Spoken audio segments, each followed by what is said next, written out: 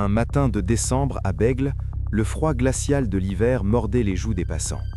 Les rues étaient silencieuses, à peine troublées par le froissement des papiers dans le vent et le cliquetis des clés dans les serrures.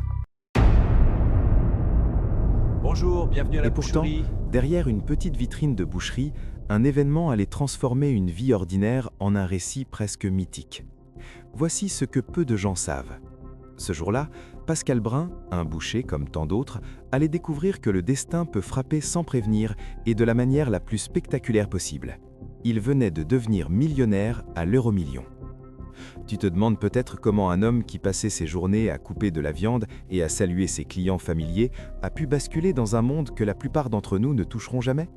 Écoute bien, car ce n'est pas une simple histoire de chance. C'est un récit de rêves brisés, de luxe insensé et de désillusions que l'argent, même immense, ne peut jamais combler. Avant ce jour fatidique, Pascal Brun vivait une existence relativement simple, dans cette petite ville de Bègle, près de Bordeaux. Sa routine était celle de la majorité des artisans. Ouvrir sa boutique à l'aube, préparer ses étals de viande, sourire aux clients et fermer tard le soir. La boucherie n'était pas seulement un lieu de travail, c'était son univers, un espace où les rires et les bavardages étaient aussi fréquents que le froissement du papier des billets de caisse. Mais tout allait basculer le 17 décembre 2004. Imagine la scène. Il reçoit un simple ticket de loterie, quelque chose que beaucoup considèrent comme un petit plaisir innocent, presque insignifiant. Il regarde les chiffres et d'un coup, l'inimaginable se produit. 26 millions d'euros. Oui, tu as bien entendu, 26 millions d'euros, un chiffre si énorme qu'il en devient presque irréel. Pour un homme qui jusqu'alors comptait chaque euro pour payer ses fournitures ou renouveler son stock, c'était un saut dans un autre univers. Et c'est là que tout bascule. Car l'argent n'est pas seulement une bénédiction, il devient un test, un miroir qui révèle ce que chacun porte en soi. Pour Pascal, la transformation fut rapide et spectaculaire. Il vend sa boucherie, comme pour tourner la page de sa vie passée, et plonge dans un tourbillon de dépenses extravagantes. Villa au Pilat-sur-Mer, château près de Bordeaux, Ferrari flamboyante et une série de choix impulsifs qui le conduisent à des situations de plus en plus complexes et parfois dangereuses. Voici ce que l'histoire officielle ne te dit pas. Tout ce luxe attire les regards, les mains tendues et les esprits avides. Des amis deviennent des inconnus et des inconnus deviennent des prétendus amis. Des demandes d'argent surgissent de toutes parts, des avances, des prêts, des invitations douteuses. L'homme simple qui connaissait chaque visage de sa ville se retrouve soudainement prisonnier d'un cercle où la confiance devient une monnaie rare. Mais ce n'est que le début, car avec l'argent viennent les excès. Les voitures rapides, les fêtes interminables, les voyages somptueux, un monde qui ne tolère pas les erreurs. Les contrôles d'alcoolémie au volant, les confrontations avec la justice et même un épisode où il tente d'acheter le silence de policiers pour éviter les conséquences de ses actes. Chaque décision, chaque impulsion le rapproche un peu plus d'un abîme qu'il ne pouvait prévoir. Et c'est là que ça devient vraiment fascinant. La psychologie humaine confrontée à un changement radical révèle ses zones d'ombre. Pascal Brun est un exemple frappant de ce que l'argent ne peut jamais acheter. La sagesse, le discernement et la capacité à gérer la pression de la célébrité involontaire.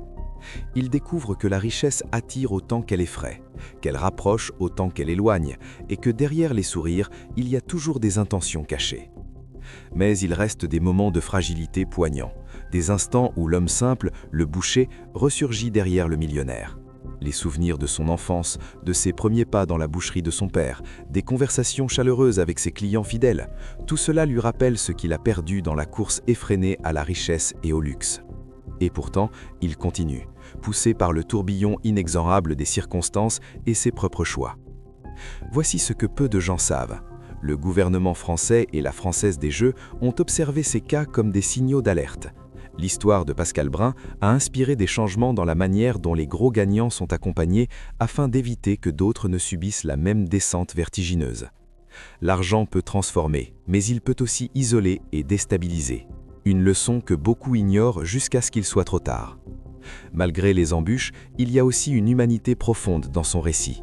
L'homme derrière le millionnaire reste visible à travers ses passions, ses erreurs et ses tentatives de maintenir un semblant de normalité.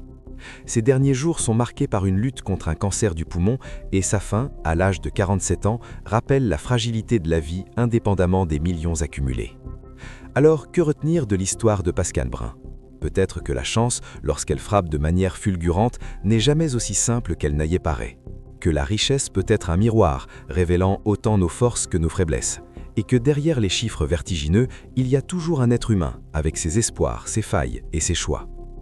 Tu te demandes peut-être ce que serait devenu Pascal Brun s'il avait reçu un accompagnement différent, s'il avait su gérer cette fortune autrement. Peut-être que son histoire aurait été celle d'un succès spectaculaire et durable. Peut-être. Mais ce que nous enseigne son parcours, c'est que la vie, la chance et la richesse sont des forces complexes, souvent imprévisibles et toujours profondément humaines. Alors, la prochaine fois que tu regarderas un ticket de loterie ou que tu entendras parler d'un gros gain à l'euro-million, rappelle-toi de cette histoire. Pascal Brun n'était pas seulement un boucher devenu millionnaire, il était un homme plongé dans un rêve devenu réalité, mais qui révèle ce que beaucoup de gens ne réalisent jamais. La richesse n'achète pas la sérénité ni le contrôle de son destin. Et toi, qu'aurais-tu fait à sa place? Aurais-tu résisté aux tentations, trouvé l'équilibre ou aurais-tu succombé, comme lui, au vertige de l'argent soudain et massif? L'histoire de Pascal Brun reste une énigme fascinante, un récit qui mêle chance, excès et humanité et qui continue de captiver et d'alerter ceux qui veulent comprendre ce que signifie vraiment être riche, trop vite.